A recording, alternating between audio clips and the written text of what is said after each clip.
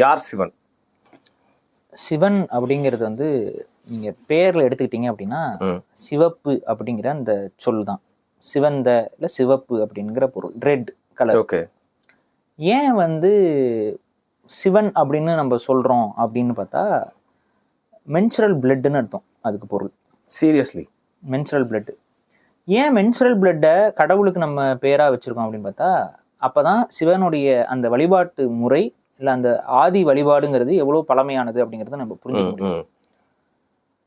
ஆரம்ப காலகட்டத்தில் மனிதனுக்கு வந்து புரியாத இருந்த ஒரு விஷயம் என்னன்னா, இறைவன் படைக்கிறான் அப்படின்னு நம்ம எல்லாருமே நினச்சிக்கிறோம். நம்ம இங்கே வந்து பிறக்கிறோம். அப்போ அந்த பிறக்கக்கூடிய தன்மை தான் வந்து இறை அருள், இறை ஆற்றல் அப்படிங்கிறத தமிழர்கள் உணர்றாங்க. அதனால தான் இன்றைக்குமே இறைவன் இருக்கக்கூடிய இடத்துக்கு பேர் என்ன? கோயிலில் கோவில்.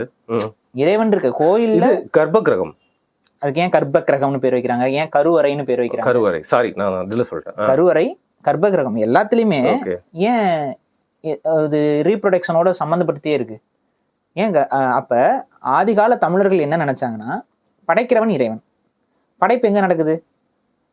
பெண்ணுடைய ஆணுக்கும் பெண்ணுக்கும் பெண்ணும் சேரும் பொழுது பெண்ணுடைய பிறப்புறுப்புல நடக்குது. அப்ப அந்த படைப்பு நடக்கக்கூடிய இடத்துல என்ன வண்ணம் இருக்கு? சிவப்பு. மென்சுரல் பிளட் சிவப்பு.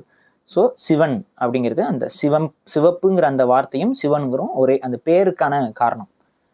சரி, இந்த சிவன் அப்படிங்கிறது எதனால யாரோ ஒருத்தருக்கு கொடுக்கப்பட்டிருக்குல்ல. இந்த பேர் வந்து ஒரு மனித தோற்றத்துல ஒருத்தரை காட்டுறதுதான். அந்த கடவுளும் மனிதனும் ஒரே உருவமா?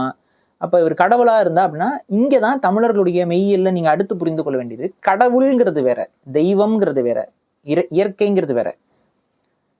இங்க கடவுள் அப்படிங்கிறது யார் அப்படின்னா, தமிழர்களுடைய இதுல மனிதர்கள், பிறக்கக்கூடிய மனிதன் தன்னை உணர்ந்து மெய்ஞானம் அடைந்தால் அவனை வந்து கடவுள் அப்படின்னு சொல்லி ஏற்கிறாங்க. கடவுள் நம்மை கடந்து உள் சென்றவன். யார் ஒருவன் தன்னை உணர்ந்து தன் மெய் உணர்கிறானோ, உண்மையை உணர்கிறானோ அவன் வந்து கடவுள். அவன் பிரபஞ்சத்தோட கனெக்ட் ஆயிடுவான் அப்படிங்கிறது நம்மளுடைய நம்பிக்கை. அது சரி, அது கரெக்டா, அது உண்மையா பொய்யா நமக்கு தெரியல. ஏன்னா அதெல்லாம் இன்னும் அறிவியல் ரீதியாக அணுகி யாரும் ஆய்வு பண்ணல. ஆன்மீக அடிப்படையில அணுகிதான் அதோடைய உண்மையை வந்து இது பண்றாங்க. நீங்க பாத்தீங்கன்னா புத்த துறவிகள் இருந்து, சமண துறவிகள் இருந்து, ஆசிவக துறவிகள் எல்லாருமே மெய்ஞானம் அடையிறது. இப்ப நம்ம வள்ளலாறு எடுத்துக்கொண்ட எல்லாருமே மெய்ஞானம் அப்படிங்கிற அந்த பாதையை நோக்கி தான் போறாங்க. அப்ப இது வந்து தியரட்டிக்கலி இது கரெக்ட். பட் பிராக்டிக்கலா இது வந்து இது நம்ம காலகட்டத்துல யாரும் பண்ணல. வள்ளலாறு தான் நம்மளுடைய இதுல நமக்கு சமீப காலகட்டத்துல வள்ளலார் தான் நம்ம வந்து ஜீவசமாதி அடைந்தவர் அப்படிங்கிற ஒரு இதுல நம்ம சொல்றோம். அதுக்கு அடுத்து வந்து சில சித்தர்கள் இன்னுமே நம்ம சொல்றாங்க. இன்னுமே ஊர் பக்கங்கள்லாம் நீங்க போனீங்கன்னா இந்த சித்தர் ஜீவசமாதி ஆயிட்டாரு, அந்த சித்தர் ஜீவசமாதி. நிறைய பேர் வந்து இறந்துறதையே ஜீவசமாதின்லாம் சொல்லிடுறாங்க. தவறிட்டாருன்னா அதை போய் ஜீவசமாதிங்கிறாங்க. ஏன்னா நம்ம ட்ரெடிஷனை பொறுத்த வரைக்கும் மனிதராக பிறக்கக்கூடிய எல்லாருமே ஜீவசமாதி ஆகணும். அவ்வாறு ஆகலைனாலும் கூட அவங்க ஜீவசமாதி ஆனா என்னென்ன முறைகள்ல பண்ணுவாங்களோ அதே முறைகளைத்தான் புதைப்பாங்க. இங்க நம்ம இதுலயுமே வந்து பாத்தீங்கன்னா நிறைய சித்தர்கள் இவங்கெல்லாம் ஜீவசமாதி ஆனாங்க அதெல்லாம் சொல்றாங்க. நிறைய பேர் தவறுறதையே இயற்கையா தவறுறாங்கல்ல, வயசாகி சாகுறது. இதையே கூட ஜீவசமாதி அப்படின்னா, ஏன்னா தமிழர் மரபை பொறுத்த வரைக்கும் நம்ம இயற்கையா இறந்தாலும் கூட, நமக்கு வேற மாதிரி உவாதைகள் இறந்தாலும் கூட, ஜீவசமாதி ஆகி இறந்தா என்ன சடங்குகள் செய்வாங்களோ அதே சடங்குகளை தான் எல்லாருக்குமே செய்யறது வழக்கம். இதுதான் தமிழருடைய பாரம்பரியம். இடையில அதுக்கெல்லாம் நிறைய குழப்பங்கள் ஏற்பட்டு வெவ்வேறு படையெடுப்புகள் வந்தனால இந்த எரிக்கிற மரபெல்லாம் கொஞ்சம் பிற்காலத்துல உள்ள வந்துடுது. தமிழர்களுடைய ஆன்மீக மரபுப்படி, சித்தர்களுடைய மரபுப்படி அது வந்து புதைக்கிறது தான் வந்து நீங்க கடைசியா நம்ம ஒரிசா பாலு அவர்கள் கூட அவருடைய உடலை வந்து புதைக்கணும் அப்படின்னு சொல்லிதான் கேட்டிருந்தாரு. அரசுகிட்ட கோரிக்கை வச்சுதான் அதுதான். ஏன்னா வந்து நம்மளுடைய வாழ்வியல்ல புதைப்பதுதான் சரி. நீங்க இதை எடுத்துக்காட்டுக்கு வந்து பாத்தீங்கன்னா கிறிஸ்டியானிட்டிலயும் வந்து பாருங்க புதைக்கிறது, இஸ்லாத்துலயும் பாருங்க புதைக்கிறது. தமிழர்கள்லயுமே வந்து புதைக்கிற மரபு தான் இருந்தது. நடுகள் வழிபாடு இதெல்லாமே நம்ம கிட்ட அந்த புதைச்சாதான் அதெல்லாம் வைக்க முடியும். எரிச்சிட்டோம்னா அது இல்ல, என்ன இருக்க போகுது. ஆமா, சோ புதைக்கிற மரபு தான் தமிழர் மரபு. அந்த புதைக்கிறதுல நடுவுல அந்த இடைக்காலகட்டத்துல சில குழப்பங்கள் ஏற்பட்டது. இதெல்லாம் வந்து புதைக்காம ஒரு சூழல் உருவாயிருது. இப்போ ஒரிசா பாலு கூட அரசாங்கத்துக்கிட்ட அவர் இறக்குறதுக்கு முன்னாடி அவங்க கோரிக்கை வச்சது அதுதான். அதாவது இறந்தவுடனே அவர் புதைக்கணும் அப்படின்னு தான் சொல்லியிருந்தாரு. அவங்க கடைசி ஆசையாவது தான் அரசாங்கம் நிறைவேற்றணும், அவர் புதைக்கிறதுக்கு ஒரு இடம் கொடுத்து புதைக்க சொல்லுங்க அப்படின்னா கவர்மெண்ட் அது அளவே பண்ணலை. கடைசியில கொண்டு போய் இதுல எரி விட்டுற இதுலதான் போய் எரிச்சாங்க. இதுதான் இங்க புரிஞ்சுக்கணும். இங்க தமிழர் அல்லாதவர்களுக்கெல்லாம் புதைக்கிறதுக்கு இடம் கிடைக்குது. மெரினா கடற்கரையில எல்லாம் புதைக்கிறாங்க. ஆனா ஒரு தமிழர், ஒரு தமிழ் ஆய்வறிஞர் அவரை புதைக்கணும் அப்படின்னு சொல்லி அவரும் அது ஒரு கடைசி ஆசையாகவும் இருந்திருக்கு. பிரைவேட் லேண்ட்ல புதைக்கிறதும் கூட ஓகே. ஆனா பிரைவேட் லேண்ட்ல புதைக்கிறதுக்கு சட்ட சிக்கல் இருக்கு. உங்களுக்கு தெரியும். நீங்களா நினைச்சா உங்க லேண்டா தான் கூட புதைக்க முடியாது. அது ப்ராப்பரா கவர்மெண்ட் ரெஸ்பான்ஸ் பண்ணல. ஏரியாவா இல்லாம இருக்கணும். பண்ணல. கவர்மெண்ட் அதை பத்தி கண்டுக்கவே இல்லை. அவங்க வாட்டி கண்டுக்காம விட்டாங்க. சோ இதை ஒரு தகவலுக்கு சொல்றேன். அப்ப புதைக்கிறது தமிழர் மரபு. இப்ப அது எப்படி புதைப்பாங்கன்னு பாத்தீங்கன்னா, சில சமூகங்கள்ல இப்ப எங்களோட இதுல எல்லாம் வந்து பாத்தீங்கன்னா உட்கார வச்சே புதைப்பாங்க. அதாவது வந்து படுக்க போட்டுலாம் பண்ணாம உள்ள உட்கார்ற மாதிரியே அப்படியே உட்கார வச்சே புதைப்பாங்க. சோ இது என்னன்னா, ஜீவசமாதி ஆனவங்களோட உடம்பு வந்து அப்படியே தவ கோலத்துல அப்படியே இருந்துரும். அவங்கள அப்படியே தான் புதைப்பாங்க. அதை தான் நம்ம வைகுண்டம் இதெல்லாம் சொல்றோம். இந்த வைகுண்டம்ங்கிறதெல்லாம் அப்படிதான் வருது. ஜீவசமாதி ஆறதுதான். இன்னைக்குமே வந்து புத்த பிக்குகள் நம்ம இதுல எல்லாம் வந்து திபெத்துல எல்லாம் போய் பாத்தீங்கன்னா இன்னுமே வந்து ஜீவசமாதி அடையிற பழக்கம் இருக்கு. சில வீடியோ எவிடன்சஸ் எல்லாம் இருக்கு. அதெல்லாம் வந்து நம்ம வெரிஃபை பண்ணணும். அதுக்கு அடுத்து இன்னும் ஆய்வுபடுத்தி உட்கார்ந்த மணியுமே உயிர் போற அந்த இதெல்லாம் நம்ம பார்க்க முடியுது. அவங்களுடைய உடல் என்பது காத்துல கரையும்ங்கிறாங்க. நம்ம இதெல்லாம் சாதாரணமா இறந்தா என்ன ஆகும்? உடல் வந்து அழுகிரும், நாத்தம் அடிக்கும் அப்படிம்பாங்க. ஆனா ஜீவசமாதி அடைந்தவர்களும் எப்படி நீங்க சொல்லணுமா, நறுமணம் வீசுமா. அந்த அவங்க இறந்துட்டா அந்த இடத்துல இருந்து அவங்களோட உடல்ல இருந்து நறுமணம் வீசுமா. துர்நாற்றம் இருக்கா, நறுமணம் இருக்குமா.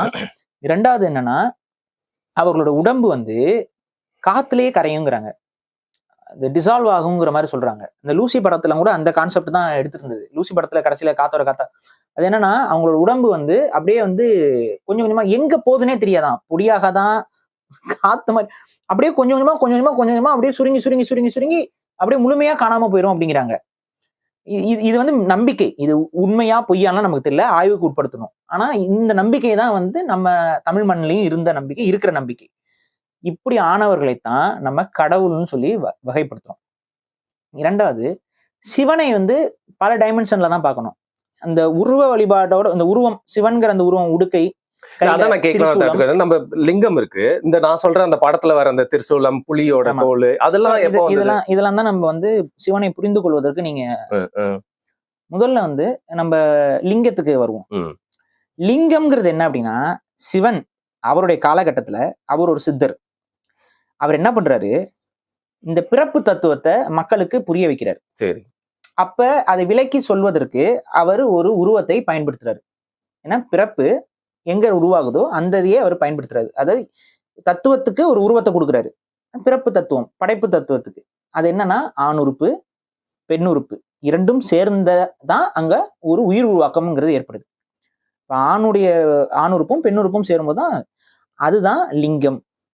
நிறைய பேர் வந்துட்டு ஆண் உறுப்பு பெண் உறுப்புன்னு சொல்லி அதை கொச்சப்படுத்துறாங்க, தப்பா புரிஞ்சுக்கிறாங்க. உண்மையான ரீசனே போயிடுது. அதுல என்னன்னா, அது தப்பா அடுத்தவங்க வந்து கொச்சைப்படுத்தி பேசுறதுங்கிறது வேற. அது வந்து ஒரு பிறப்புறுப்பை போய் வழிபடுறாங்க அப்படிங்கிற மாதிரி ஒரு கொச்சைப்படுத்துறாங்க. நம்பாதவங்க கொச்சைப்படுத்துறாங்க. ஆனா ஆமா, அது பிறப்புறுப்பு தான். அதை நீங்க மறுக்கணும்னு இதுக்காக இவங்க கொச்சைப்படுத்துறாங்க, இதுக்காக நீங்க மறுக்கணும். அதுக்கு பின்னாடி இருக்கக்கூடிய உண்மைத்தன்மையை நீங்க பேசணும்ல. நீங்க கூட சொல்லிருக்கீங்க, ஃபர்ஸ்ட் அது ஷேப் வேற மாதிரி இருக்கும், அப்புறம் போப்போ லிங்கம் ஷேப் மாறிடுச்சு அப்படின்னு. அது அப்படியே ஆண் உறுப்பு ஷேப்ல தான் இருந்துச்சு. அப்படியே நீங்க வந்து டிட்டோ ஆண் உறுப்பு மாதிரி இருந்துச்சு. அது நீங்க பழைய கால லிங்கம்லாம் போய் இன்னும் தமிழ்நாட்டிலே இருக்கு. தமிழ்நாட்டுடைய ஆவுடைய அப்பர் கோயில் எல்லாம் போய் பாத்தீங்கன்னா ஆண் உறுப்பு அப்படியே இருக்கும்.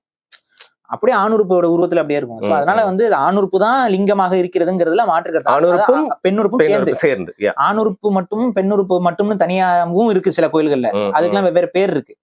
யோனிங்கிறாங்கல்ல, யோனிங்கிறது பெண் உறுப்பு, இப்படி வளைஞ்சாப்புல இருக்குல்ல. அதே போல ஆண் உறுப்பு, இந்த ஆளின் அங்கம்ங்கிறது தான் லிங்கம். சிவந்த ஆணின், அதாவது ஆள் அங்கம், சிவாலங்கம், சிவலிங்கம். இப்ப புரியுதா? லிங்கம்ங்கிற அந்த வார்த்தை எங்கிருந்து வருதுன்னா ஆளின் அங்கம்ங்கிறதுல இருந்து தான் வருது. வேறே அங்கிருந்து தான் வருது. லகரத்துல நம்ம இதுல தமிழ் மொழியில வார்த்தைகள் உருவாகாது.